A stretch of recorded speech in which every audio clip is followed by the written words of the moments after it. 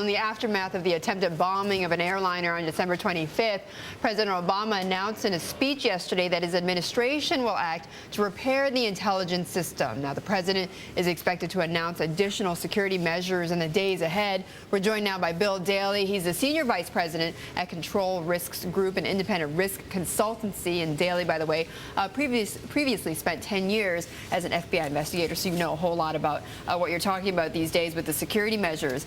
So now what we seem to know so far from what the president has said is that it wasn't that there was a lack of intelligence. It just was not a proper use of this intelligence data, that basically agencies weren't talking and weren't using it properly. So how do you change that then?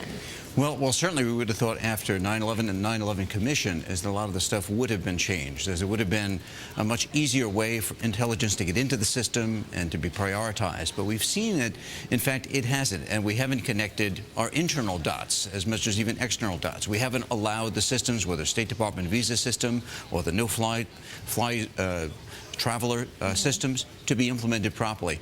But I would say, as a result of President Obama's speech and coming down and driving us down through the various agencies, is that we will see changes in these areas, and we are seeing changes as early as this morning. So if it couldn't get done after 9/11, right, and it's likely to get done or hopefully to get done after this incident, what is it exactly that needs to get done? I mean, is it because the systems are arcane? Are they running on two different systems, or what is exactly the problem? I think in this case there's several levels here. One is that there are some systems out there that don't talk to each other, that don't make it technology friendly.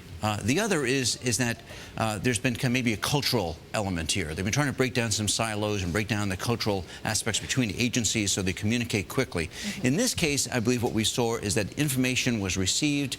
We believe it was with the CIA, and they were putting together a further dossier on this individual. And his name didn't get into the system, didn't get into the no-fly system because it wasn't corroborated by others. It was only the testimony of his father, and they were looking further into it. But as of today, they're actually lowering that standard to allow more readily people to be entered into the system based on just, prima facie information. Oh, interesting. Okay, so more action perhaps based on less information. Okay, then Bill, but I want to get a sense from you, though, the expansion of the security system. I mean, how much is this going to cost? How much extra is this going to cost us? Well, in kind of real dollars terms, it's one of these things that's always very difficult to put a handle on, because we're talking about increasing security out at the airports and maybe putting additional body scanning equipment.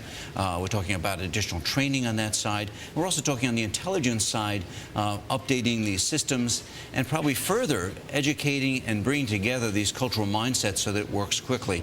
I mean, we are talking something that is in, very large numbers. We're talking about in multiple billions of dollars, ultimately, when we try to fix all of these openings we have. Okay, Bill, good to talk with you. Thanks so much, Bill Daly.